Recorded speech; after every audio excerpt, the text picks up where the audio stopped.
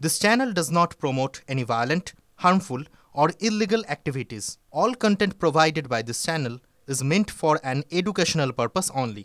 Top quality और consistent performance के लिए सिर्फ सिल्वर पंप्स नाम याद रखना।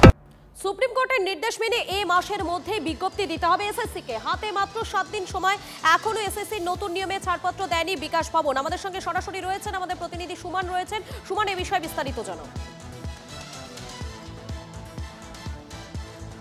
নতুন নিয়মে নতুন পরীক্ষা নিতে হবে এবং যেটা সুপ্রিম কোর্টের নির্দেশে রয়েছে, ফলে এখান থেকে কিন্তু এদিক ওদিক হওয়ার কোনো জায়গা নেই। যদি না রিভিউ পিটিশন এসএসসির গ্র্যান্টেড হয় সুপ্রিম কোর্টে, সেই জায়গায় দাঁড়িয়ে এসএসসি কিন্তু সম্পূর্ণরূপে প্রস্তুত নতুনভাবে এই পরীক্ষা নিতে এবং তার জন্য নতুন নিয়মে পরীক্ষা নিতে হবে। যদিও সেই নিয়ম প্রক্রিয়া নিয়মাবলী তা কিন্তু এখন বিকাশ ভবনে আটকে রয়েছে। আমরা সূত্র মারফত যা জানতে পারছি, পরবর্তী ক্যাবিনেটে হয়তো সেটা ছাড়পত্র পেতে পারে, কিন্তু সেই বিজ্ঞপ্তিতে কি আছে? সেই বিজ্ঞপ্তিতে বলা হচ্ছে কার্বন কপি সেটা কিন্তু পরীক্ষার্থীদের হাতে তুলে দেওয়া হবে। পাশাপাশি ইন্টারভিউ বা অ্যাপটিটিউড টেস্টের কিন্তু পরিকাঠামো বাড়ছে, অর্থাৎ সেখানে নম্বর বেশি দেওয়া হবে, একাডেমিক্স করে নাম্বার কমে যাবে, অর্থাৎ একাধিক বদল আসছে। তবে এই যে আর মাত্র 7 দিন বাকি, তার আগেও অনুমোদন আসেনি, পরবর্তী ক্যাবিনেট অনুমোদন আসতে পারে। অনেকটা তড়িঘড়ি হয়ে এসএসসিকে কাজ করতে হবে, কিন্তু এখানকার যারা চাকরিহারারা রয়েছেন তারা বলছেন তারা নতুন পরীক্ষা দিতে রাজি নন। এদিকে এসএসসি যে খসড়া পাঠিয়ে রেখেছে তাতে অনুমতি আসেনি। সব মিলিয়ে একটা তালগোল পাকিয়ে যাচ্ছে ব্যাপারটা। সেখানে কিভাবে এই সমস্যা রিজলভ হবে সেদিকে আমাদের খেয়াল রাখতে হবে। তবে 31শে মের মধ্যে কিন্তু নতুন বিজ্ঞপ্তি প্রকাশ করতে হবে। এটা কিন্তু সুপ্রিম নির্দেশ, এটা খণ্ডানোর কোনো জায়গা নেই। একেবারেই ধন্যবাদ। আমাদের সঙ্গে সরাসরি ছিলেন আমাদের প্রতিনিধি সুমন। হাইকোর্টের পরামর্শে আন্দোলনে স্থান বদল চাকরিহারা শিক্ষকদের। বিকাশ ভবনের সামনে থেকে সরে গিয়ে সেন্ট্রাল পার্ক চত্বরে অবস্থানে বসবেন আন্দোলনকারী শিক্ষকরা। আজ থেকে সেন্ট্রাল পার্কের সুইমিং পুল চত্বরে আন্দোলনে বসবেন তারা। হাইকোর্টের তরফে আন্দোলনকারীদের জন্য অস্থায়ী তাঁবু, বায়ো টয়লেট, পানীয় জলের ব্যবস্থা করার কথা জানানো হয়েছে প্রশাসন।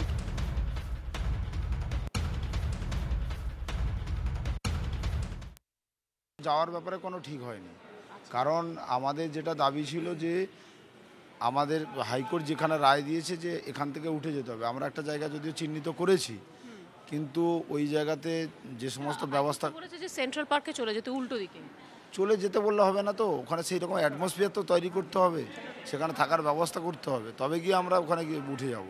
নাহলে আপাতত আমাদের এখানে আন্দোলন চলবে। আমাদের সিদ্ধান্ত হয়েছে যে সেই জায়গাটা ঠিকঠাক যখন ব্যবস্থাপনা হয়ে যাবে তারপরে আমাদের এখান থেকে চলে যাওয়ার, যতক্ষণ না ব্যবস্থাপনা হচ্ছে ততক্ষণ আমরা এখান থেকে যাচ্ছি না। আমরাও চাই সবার সাথে সহযোগিতা করে চলতে এবং আমাদের সমস্যাটার যাতে সমাধান হয়, এবং আমরা যে সমস্যাটার মধ্যে আছি বহু মানুষ আমাদের সহমর্মী, সেটা হাইকোর্টের বিচারপতির কথাতেই পরিষ্কার।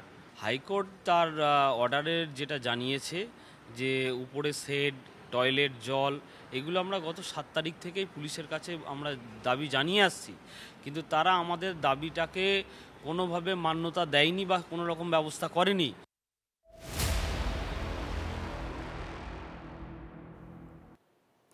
আবারও কীর্তিমান সিভিকের কুকীর্তি। কনস্টেবলের উর্দি চুরি করে কসবায় দাদাগিরির অভিযোগ। সিভিক ভলান্টিয়ারের বিরুদ্ধে উঠছে অভিযোগ। পুলিশের জালে প্রগতি ময়দান থানার সিভিক ভলান্টিয়ার। ছদ্মবেশ ধারণ এবং চুরির অভিযোগে সিভিক ভলান্টিয়ারকে গ্রেফতার। দুর্ব্যবহারের অভিযোগ জানিয়ে 100 ডায়াল করে অভিযোগ জানান একজন। সেই অভিযোগের ভিত্তিতেই গ্রেফতার করা হয় তাকে।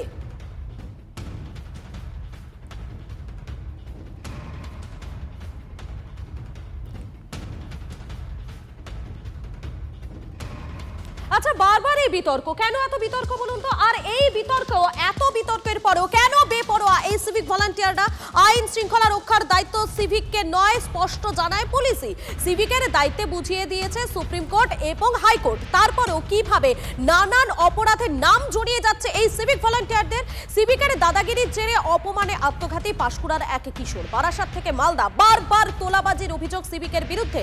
সিভিক ভলান্টিয়ারদের এমন বেপরোয়া ভাব বদলাবে ঠিক কবে? আমরা এই বিষয়ে কথা বলেছিলাম প্রাক্তন পুলিশ কর্তা অরিন্দম আচার্যর সঙ্গে। তিনি কি বলছেন শোনাবো আপনাদের। প্রশাসন যে ইনস্ট্রাকশন দিচ্ছে, এই এক সংখ্যক পুলিশে কোনো পাত্তাই দিচ্ছে না। আপনি বলুন না, ও জানে কি করে? হাততালি দিয়ে হাত দিলেই আজকে পুলিশ বিয়ে করলে পয়সা দেয়। আজকে কেন তারা পয়সা দিচ্ছে? জানে যে পয়সা না দিলে গাড়ির ড্রাইভারদের নানাভাবে হ্যারাসমেন্ট করা হবে। এটা যে কত বড় অন্যায়, এটা যে ক্যালকাটা পুলিশের কত বড় আজকে মানে সাধারণ মানুষের মনে প্রশ্নটা জেগেছে, সত্যি খুব খারাপ লাগে। আপনাদের শোনালাম তিনি ঠিক কি বলেছেন, তার বক্তব্য আপনাদেরকে শোনালাম, এবং বারবার করে বিতর্ক এই সিভিকদের নিয়ে। কেন? কারণ সিভিকের দাদাগিরি, সেই দাদাগিরির অভিযোগ বারবার উঠে এসেছে। বারাসাত থেকে শুরু করে মালদা, একাধিক জায়গায় কিন্তু একই অভিযোগ উঠে এসেছে। আমরা কথা বলেছিলাম বিজেপি নেতা সজল ঘোষের সঙ্গে, তিনি কি জানিয়েছেন শোনাবো আপনাদের। পোশাকটা নিচ্ছে, চুরিচ্ছে কেউ কেউ বলছে, আসলে তা নয়। পোশাকটা ওই কনস্টেবল ভাড়া খাটাচ্ছে কিনা সেটাও দেখতে হবে। কারণ এতক্ষণ ওই পোশাক, যে কনস্টেবল, অফিসিয়াল যে কনস্টেবল, সে এতক্ষণ ওই পোশাক ধরে দুটো কাজ করেছে। হয় কোনো নেতা নেত্রীর মাথায় ছাতা ধরেছে, আর তা না হলে লরি বাস থামিয়ে, লরির আপনার ছোট হাতে থামিয়ে রাস্তা থেকে পয়সা তুলেছে। সিভিক ব্যাপারটাই টোটালি আনসিভিক। সিভিক বলে কোনো বস্তুই নেই। যাদেরকে চুজ করে আনা হচ্ছে, দে ম্যাক্সিমাম অফ দেম, সবাই নিশ্চয়ই নয়, ম্যাক্সিমাম অফ দেম, তারা হচ্ছে তৃণমূলের অ্যান্টি সোশ্যাল, তারা হচ্ছে তৃণমূলের বুথ দখলকারী। তাদেরকে জামা পরিয়ে দিচ্ছে। তারা আগেও তোলাবাজি করতো, তারা এখনো তোলাবাজিই করছে। ক্লাস 10 ও ক্লাস 12 এর পরীক্ষা শেষ, রেজাল্ট আউট। এরপর কি পড়বেন, কোথায় পড়বেন, সুলুক সন্ধান এখন হাতের মুঠোয়। TV9 বাংলা এডুকেশন এক্সপো 2025, কলকাতার সবচেয়ে বড় এডুকেশন এক্সপো। ডিগ্রি না ডিপ্লোমা, কোন কোর্স করবেন, কিভাবে প্ল্যান করবেন নিজের ক্যারিয়ার, সব প্রশ্নের উত্তর একটাই। TV9 Bangla education expo. একই ছাদের তলায় থাকছে নামকরা সব ইঞ্জিনিয়ারিং কলেজ, বিশ্ববিদ্যালয়, মেডিকেল ও management institution. TV9 Bangla education expo 2025, 31শে মে ও 1 জুন বোস ইনস্টিটিউটে, কলেজ মোড়, সেক্টর 5, সকাল 10টা থেকে সন্ধ্যে 7টা পর্যন্ত। এন্ট্রি একেবারে ফ্রি।